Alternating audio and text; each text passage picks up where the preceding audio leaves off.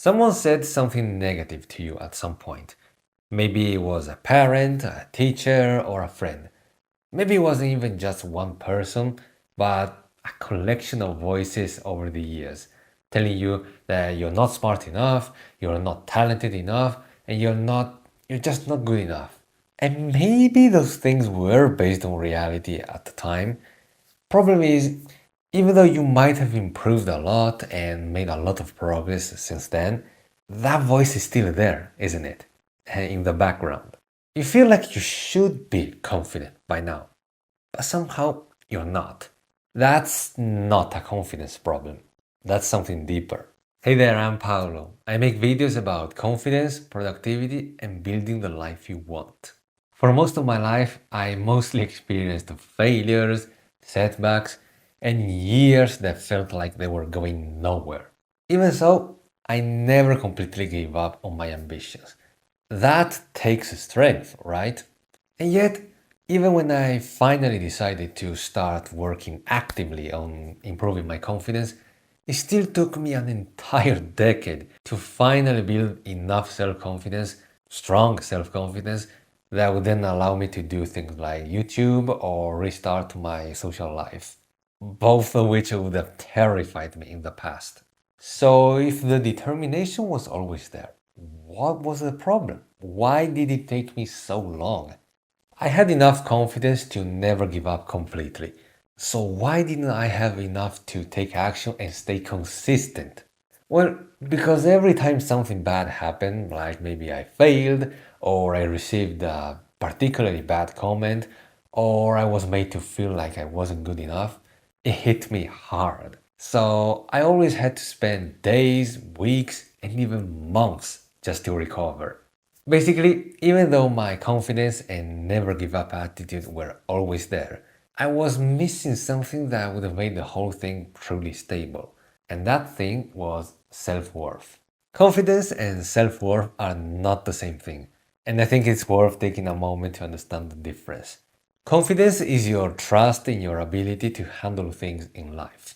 And you build it through action, repetition, and evidence. You do something many times and you get better at it and you feel confident doing it. And that's great.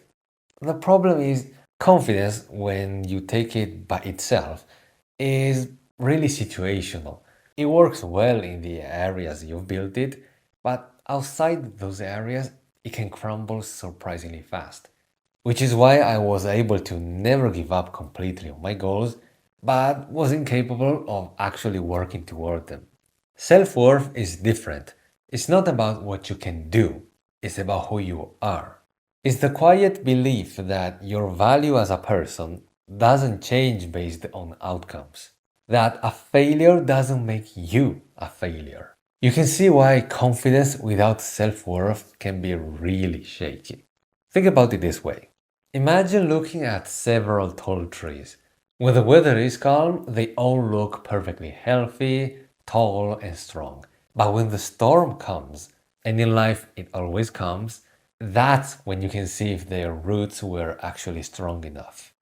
And the thing is, a tree with deep roots doesn't avoid the storm.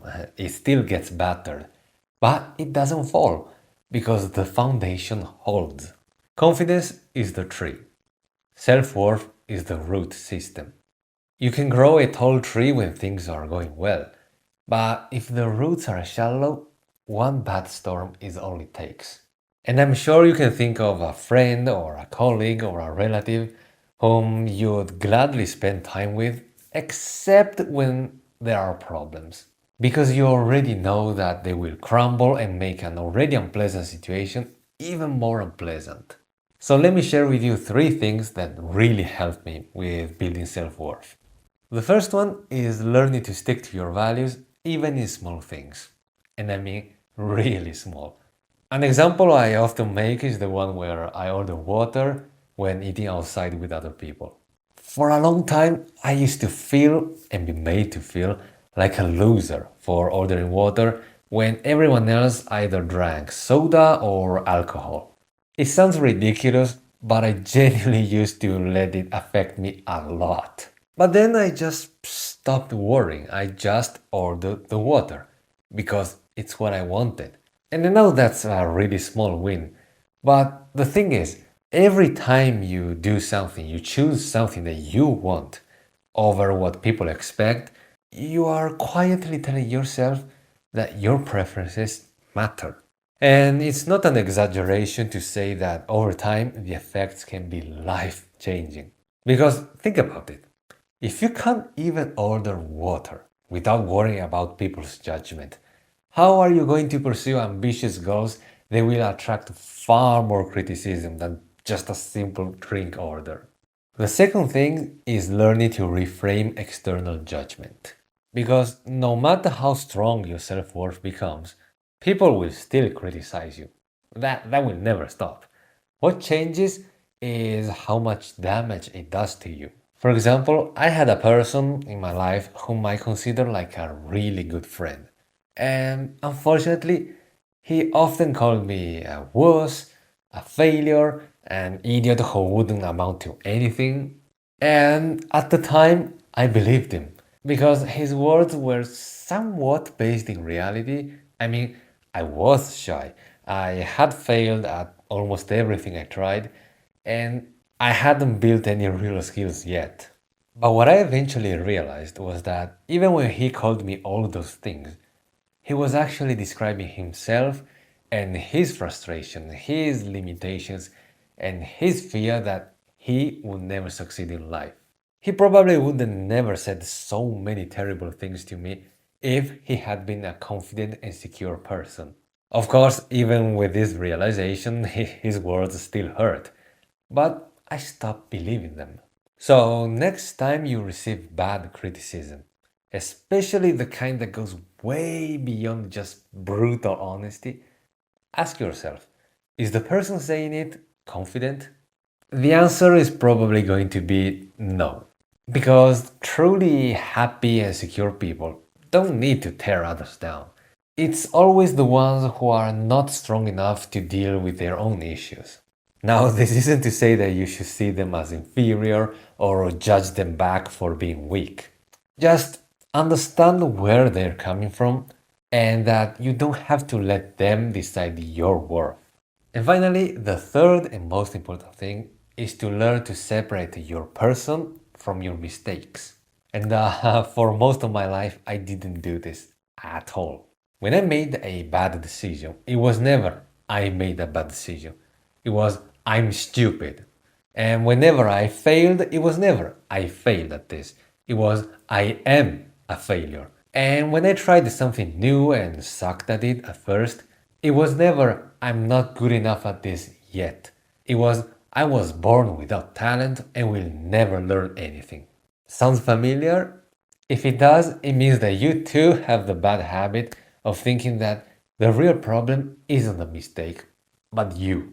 And if you are the problem, if failure isn't something you do but something you are, then every mistake becomes an attack to your identity. It becomes something that confirms your fears about yourself. To stop doing this, you need to, as I said, learn to separate yourself from your mistake and treat that as feedback. Like you made a bad decision, the decision was bad. It happens. But more importantly, what can you learn from it? Or you failed at something? Okay, why? Were you scared? Did you not prepare enough? Or did you not dedicate enough time to it? Those are things you can work with. Or maybe you're struggling at something new. Of course you are, you're just getting started. It doesn't mean you are dumb. That's just how learning works. This is such a simple exercise, but if you spent years, maybe decades, letting your mistakes and your failures define you as a person, then it can be surprisingly difficult. Now, look, you can keep going without a strong self worth. I did it for years. Problem is, it's going to cost you. Every failure, every bad day, every harsh word will hit you harder than it needs to. And it will also take longer to recover from. And that's what makes most people quit eventually. Not that they weren't good enough, but because they never stopped believing they weren't. So basically, confidence is great for helping you get started and get moving, but it's self-worth that makes it last. Thank you for watching. I hope this helped. By the way, I also have a free confidence guide which you can find below this video. And I'll see you in the next one. Bye now.